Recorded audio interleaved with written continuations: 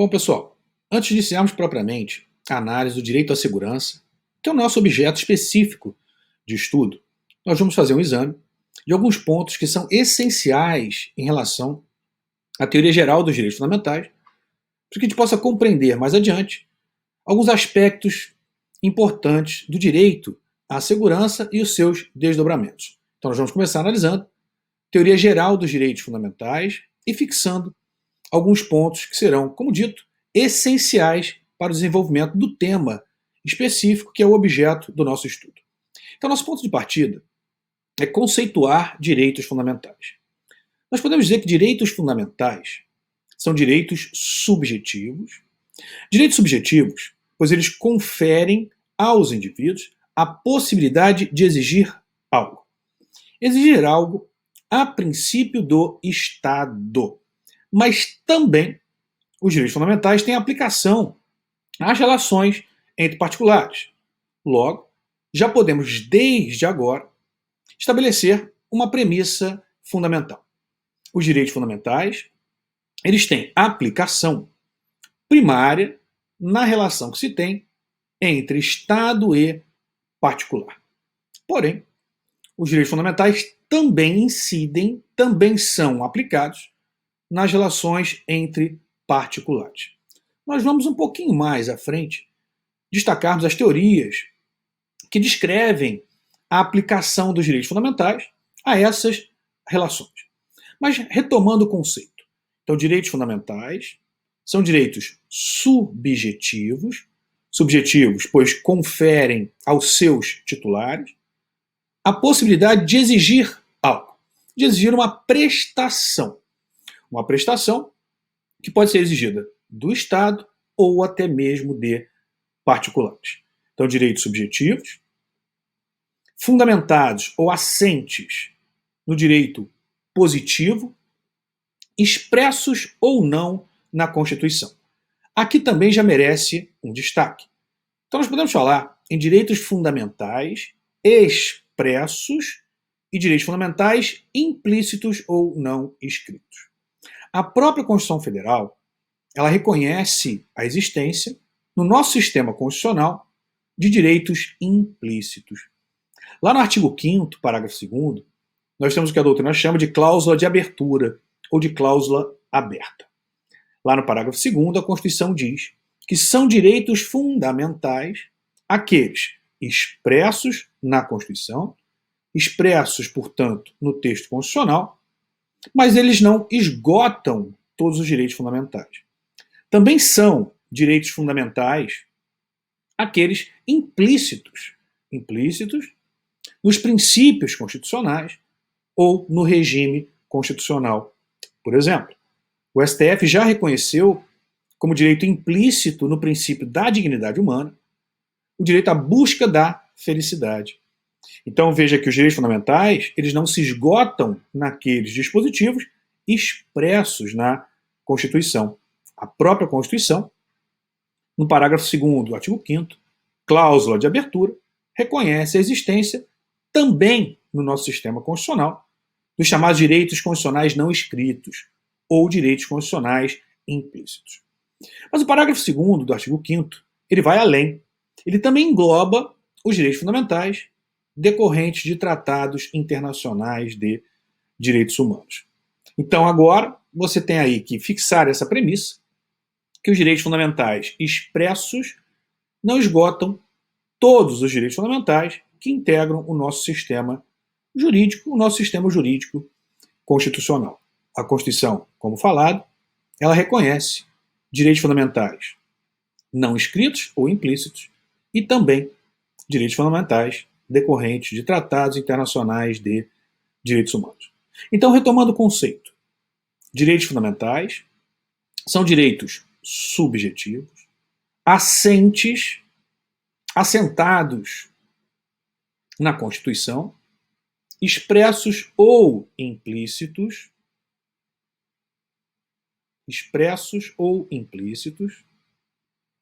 portanto, positivados ou não no texto constitucional, aplicáveis às relações entre particular e Estado, ou seja, aplicação vertical, ou ainda aplicável às relações que ocorrem na sociedade, aplicável às relações entre particulares, eficácia horizontal dos direitos fundamentais. Vamos agora ao conceito propriamente.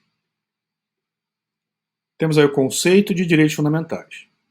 Os direitos fundamentais são conceituados como direitos subjetivos, assentes no direito objetivo, positivados no texto constitucional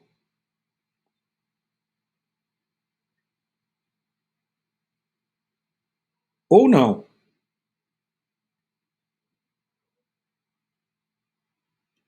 Aqui faça uma remissão, como já indicado, ao parágrafo 2º do artigo 5º da Constituição. Veja lá o parágrafo 2º do artigo 5º. Os direitos e garantias expressos nesta Constituição, ou seja, os positivados na Constituição, não excluem outros decorrentes do regime democrático, e dos princípios por ela adotados. São os chamados direitos não expressos ou direitos implícitos, ou ainda não escritos. Muita atenção com essas expressões: direitos implícitos, não expressos, direitos não escritos. Mas seguindo, ou ainda dos tratados internacionais em que a República Federativa do Brasil seja parte. Então, direitos fundamentais são conceituados como direitos subjetivos, assentes no direito objetivo, positivados no texto constitucional ou não, com aplicação nas relações das pessoas com o Estado. Aqui nós temos a eficácia vertical, ou ainda nas relações entre particulares, eficácia horizontal dos direitos fundamentais. Como falado, a própria Constituição Federal, ela reconhece como direitos fundamentais os direitos expressos, os direitos implícitos e os direitos decorrentes de tratados internacionais de direitos humanos. Então nós temos aí os direitos expressos, os direitos fundamentais implícitos ou não escritos e os direitos fundamentais decorrentes de tratados internacionais. Importa agora estabelecermos duas perspectivas em relação aos direitos fundamentais: a perspectiva subjetiva dos direitos fundamentais e a perspectiva objetiva dos direitos fundamentais. Na perspectiva subjetiva, os direitos fundamentais conferem aos titulares a pretensão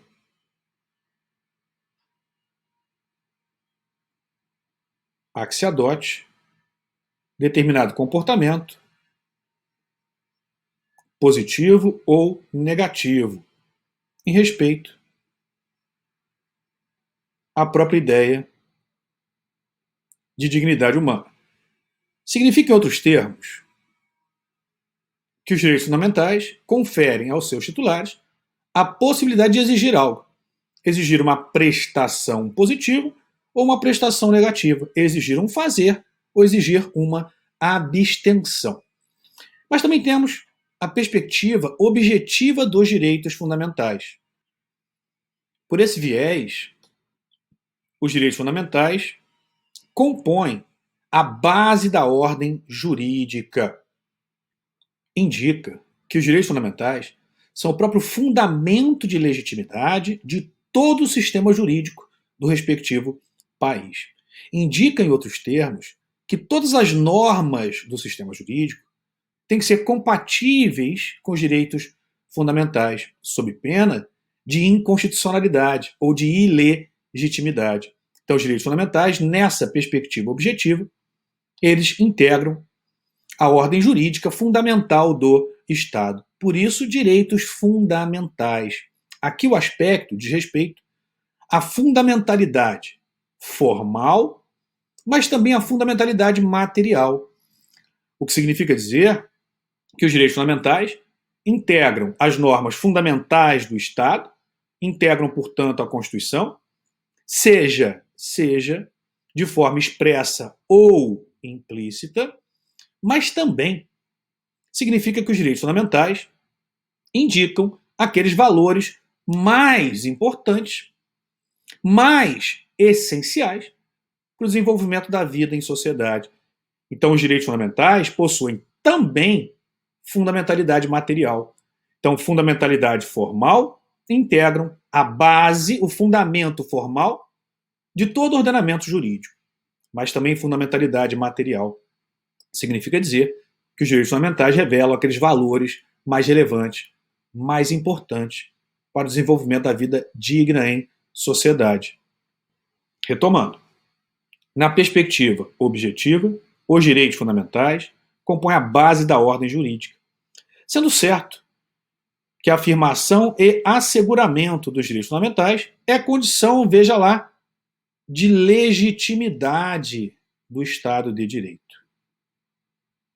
Estado legítimo é o que respeita, é o que garante os direitos fundamentais, razão pela qual neles unem-se, em relação de complemento e fortalecimento recíproco, várias camadas de sentido ao significado dos direitos fundamentais como direitos subjetivos básicos. Como direitos subjetivos básicos, o que se quer aqui indicar é a fundamentalidade material. Então, básicos do homem corresponde ao seu significado como elementos do direito objetivo da comunidade humana, distintamente acentuados, Conrad Hesse. Vemos, portanto, a perspectiva, o viés subjetivo dos direitos fundamentais e a perspectiva ou viés objetivo dos direitos fundamentais. Agora, titularidade dos direitos fundamentais. Quanto à titularidade, o nosso ponto de partida é o caput do artigo 5º da Constituição. Ponto de partida, mas não ponto de chegada. Vamos ao artigo 5º, caput da Constituição. Diz lá: todos são iguais perante a lei, sem distinção de qualquer natureza, garantindo-se, então veja lá agora, garantindo-se aos brasileiros e estrangeiros residentes no país. Então, grife brasileiros e estrangeiros residentes no país. A inviolabilidade do direito à vida, à liberdade, à igualdade, à segurança e à propriedade. Então, a princípio, a Constituição garante a proteção aos direitos fundamentais dos brasileiros e dos estrangeiros residentes no país. Nós temos uma situação aqui em que a Constituição diz menos do que deveria. O que a Constituição quer dizer, quando ela utiliza a expressão garante-se, é que o Brasil, portanto o Estado brasileiro, os poderes instituídos, só podem garantir, só podem assegurar direitos fundamentais previstos na Constituição brasileira aos brasileiros, em razão da sua cidadania, em razão da sua nacionalidade, ou aos estrangeiros que aqui residam. O Brasil não pode garantir direitos fundamentais previstos na Constituição brasileira a um estrangeiro que resida nos Estados Unidos, no Afeganistão. Então é necessário, para que o Brasil e os poderes instituídos garantam os direitos fundamentais previstos na Constituição, que o indivíduo esteja em território brasileiro. Por isso a Constituição faz referência a estrangeiros residentes do país. Mas a Constituição, como eu disse, ela fala menos do que deveria. Não significa, de forma alguma, que os direitos fundamentais se limitam aos brasileiros e aos estrangeiros residentes. Por óbvio que os direitos fundamentais têm um alcance muito mais amplo. Os direitos fundamentais, eles alcançam, como a Constituição diz de forma expressa, os brasileiros, leia-se, o cidadão, o indivíduo, a pessoa natural, a pessoa física. Então, o brasileiro nato e o brasileiro naturalizado. Alcança também, por força de disposição expressa na Constituição, os estrangeiros residentes. Mas, como eu disse, a Constituição fica aquém do que deveria. Os direitos fundamentais, eles também englobam as pessoas jurídicas. Lembrando, né, aquelas pessoas jurídicas que, por óbvio, atuam no Brasil. Engloba ainda o migrante, por força do artigo 4º da Lei de Migração, Lei 13.445. Também alcança os apátridas, alcança ainda os estrangeiros não residentes. Logo, o dispositivo do artigo 5º da Constituição diz menos do que deveria. O seu alcance é muito mais amplo. Claro que os direitos fundamentais previstos na Constituição brasileira, eles não se aplicam de forma uniforme para todos esses titulares. Nós vamos aqui ainda indicar algumas distinções que a própria Constituição estabelece em relação à aplicação dos direitos fundamentais. Mas, por enquanto, vamos definir, como fizemos, a titularidade ou os titulares dos direitos fundamentais. Titularidade, pessoas naturais,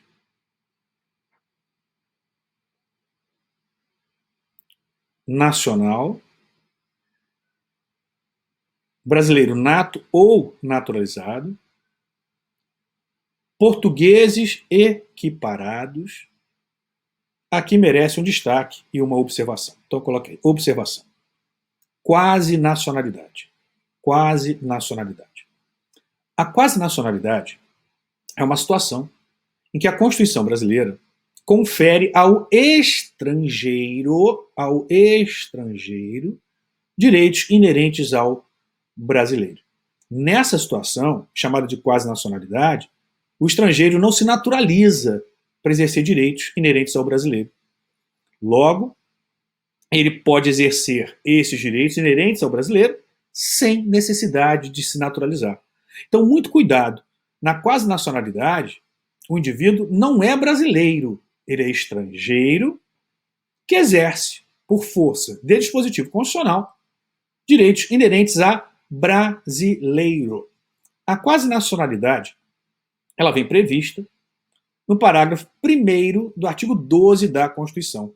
E ela é conferida aos portugueses com residência fixa no país, desde que exista tratado de reciprocidade, desde que o brasileiro tenha o mesmo tratamento em Portugal. Vamos ao parágrafo 1º do artigo 12, sempre importante, né, para que a gente consiga visualizar o dispositivo constitucional. Diz lá, aos portugueses, grife aos portugueses, então apenas aos portugueses, não confundir com a hipótese de naturalização dos originários de países de língua portuguesa, previsto na linha A do inciso 2 do mesmo artigo 12. São questões diferentes. Então, lá no inciso 2, a linha A do mesmo artigo 12, nós temos a naturalização dos originários de países de língua portuguesa. Então, nesse caso, eles se naturalizam brasileiros. Já no parágrafo 1º do artigo 12, o português não se naturaliza brasileiro. Ele continua com a sua nacionalidade portuguesa, podendo exercer direitos inerentes ao brasileiro. Então, retomando o dispositivo. Aos portugueses, então grife aos portugueses. Então, primeiro requisito, nacionalidade portuguesa. Para exercer a quase nacionalidade. Então, primeiro requisito, para o exercício da quase nacionalidade, é a nacionalidade portuguesa. Segundo requisito, veja lá, residência permanente no país, grife, residência permanente no país. Não há tempo mínimo, basta residir no país. Terceiro requisito, são requisitos cumulativos, se houver reciprocidade em favor de brasileiros. Ou seja, terceiro requisito, tratado de reciprocidade Brasil-Portugal. Serão atribuídos os direitos inerentes ao brasileiro, salvo os casos previstos nesta Constituição. Então nós temos aqui a quase nacionalidade. Então, retomando a titularidade, pessoas naturais, nacional, português equiparados, Então, se amanhã lhe perguntarem, um estrangeiro pode ser titular de direitos fundamentais? Sim, seja ele residente, né? No caso de estrangeiros de uma forma geral, ou ainda de forma mais específica e pontual, exercendo direitos propriamente de brasileiros, você tem a situação do português equiparado. Então, muito cuidado. O estrangeiro, de uma forma geral, aqui residente, é titular de direitos fundamentais. Não significa que ele seja titular dos direitos fundamentais inerentes ao brasileiro, mas é titular de direitos fundamentais. Já os portugueses são titulares de direitos fundamentais inerentes ao brasileiro, especificamente. Então, tem um tratamento específico. Então, nós temos duas situações: estrangeiros, de uma forma geral, e os portugueses, que têm tratamento, como dito, específico. Então, voltando, titularidade, pessoas naturais, nacional, portugueses equiparados, artigo 12, parágrafo 1º, estrangeiro, estrangeiro como visto, conforme artigo 5º, residente, mas também o estrangeiro não residente. O turista, por exemplo, não tem direitos fundamentais aqui no Brasil? Óbvio que tem. Um turista não tem direito de propriedade? Você pode simplesmente subtrair um bem do turista e não há crime? Você pode agredir um turista e não há qualquer crime? Óbvio que sim. Óbvio que há crime. Óbvio que não pode agredir o turista. Óbvio que você não pode subtrair um bem do turista. Essa conduta é crime. Então ele tem direito de propriedade, ele tem direito à integridade física, ele tem direito à liberdade, ele tem direito à vida. Então os direitos fundamentais não se limitam ao estrangeiro residente. Abrange também o estrangeiro não residente. Abrange o turista. Engloba ainda os apátridas. Então aqui a combinação do artigo 5º da Constituição com o artigo 4º da Lei de Imigração.